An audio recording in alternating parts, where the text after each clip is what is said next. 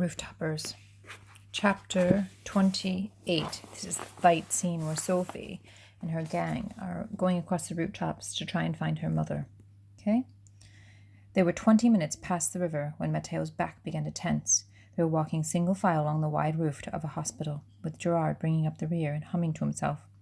They were going more slowly, more carefully than usual. Sophie and Matteo were in the lead, and she could see the hairs rising on the back of his neck. "They've been here," he said. "Smell that? Tobacco." "Lots of people smoke tobacco," said Sophie reasonably. "But they smoke the butts of other people's. It has a twice burnt smell." "I can't smell anything. It just smells like chimney to me. Can you, Sophie turned. Anastasia was on the far side of the rooftop. Her face was yellow with terror. She was surrounded. The boys had come noiselessly up the walls and across the neighboring roof. They were tall and pale. Their faces were arrogant and sharp as acid. There were 6. 4 of them had encircled Gerard. Nobody was moving. Matteo backed toward Sophie. Sweat had flattened his hair against his face. He bent, snapped a piece of slate from the roof. "They were angry," he said. This was a bad idea. Nobody was laughing. Nobody was jeering. The guerriers held piping, broken shards of iron. A wolf pack, thought Sophie. "Where's Sophie?" she whispered. Matteo shook his head. "Je ne sais pas," he said. He pushed Sophie behind a chimney stack. "Sophie, stay here. Don't move or I'll kill you later. D'accord? And if Safi comes, hold her down, if you have to. You understand? Don't let her fight." Matteo pulled a pigeon bone from his pocket and snapped it in half. The broken end formed a jagged edge like glass. He handed half to Sophie. "If they come for you, go for their eyes." Matteo switched to French. He shouted something raw and bitter into the night, and then he hurled himself at the guerriers. The moon was covered and it was dark, but Sophie's eyes had grown accustomed to it.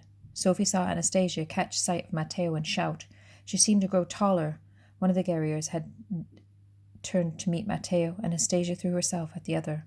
Anastasia didn't fight nicely. She hacked at his neck and chest with her nails and her teeth. What terrified Sophie was how little noise was made. They fought in grunts and spits. Matteo saw Anastasia struggling, and he pulled a chimney pot from the roof and threw it straight at the back of the boy's head. "It pays to know," he panted, "which ones are coming loose. Gerard, help me." Sophie understood then why they had called Gerard a fighter. His legs, which had looked so awkward on Notre Dame, were strong and dangerous. He kicked 2 boys in the eye, raking at their faces with a flint held between his toes. But 4 to 1 are bad odds, and he was panting and clutching at his left arm. He called, "Matteo!" Matteo fought the way our cat fights. He darted in and out, aiming his shard of bone and his fists at the boys' eyes, their ears, their lips, in any playground. Against any child, Matteo and Gerard would have won, but the guerriers were not children. They were rooftoppers and vicious. Gerard slipped and hit the back of his head against the roof. One of the boys made as if to kick him in the face. Sophie scrambled on the rooftop for a weapon. She had no idea if fighting was difficult, but sitting crouching here was impossible. She jumped up and ran, headfirst at the boy. He shouted and staggered, but he was up before she had wiped the dust and hair from her eyes. He stood over her, and she raised her knee and kicked him in the crotch. He groaned and collapsed. Sophie retreated and ducked behind the chimney pot again. As she watched the tallest boy pull a knife from his belt, a plain kitchen knife with a wooden handle. She used one at home to peel potatoes. He moved towards Anastasia. Sophie let out a noise that was half shriek and half roar. She jerked a slate from the roof and threw it at the boy. It cut his knuckles, and he swore and dropped the knife. Anastasia grabbed it and dropped it down a chimney pot. The boy ran at Sophie. She gasped and tried to pinch him, but swung at nothing. He spat something in French. She ducked his fist.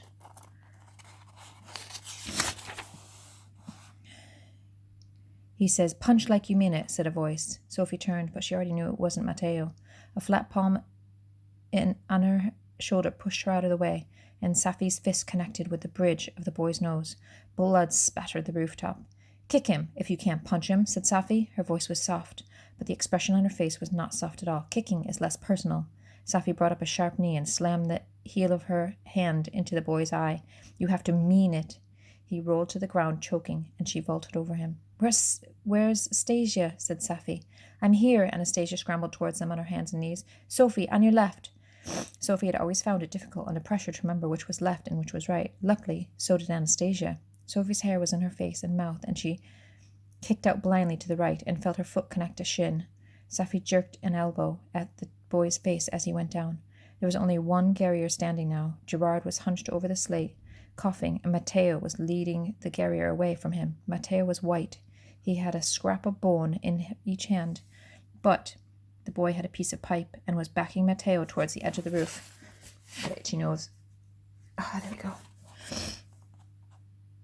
Safi took a stone from her pocket, squinted into the dark, and flung it. It hit the boy on the temple. He screamed and whipped round. He saw the three girls standing unblinking in the night air. Two unconscious boys lay at their feet. Sophie whispered, "Do not mess with the mother hunter." "Do not mess with roof-toppers," she whispered. "Do not underestimate children. Do not underestimate girls." The Guerrier vaulted onto the next rooftop, turned, spat, and disappeared in the darkness. What happened there? I missed it. Sophie took a stone from her pocket, squinted in the dark, and flung it, hit the boy in the temple.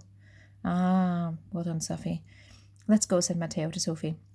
He was standing behind her. Quick, I don't want to be here when they wake up. Are you sure? You can go back if you need to. I can go on alone. The girls looked so fragile now in the moonlight. They looked like china dolls. Will you be safe? China dolls do not wipe their noses on their hair. Anastasia did so and grinned. Come on, before it gets light. We'll be fine, Sophie. We're roof-toppers.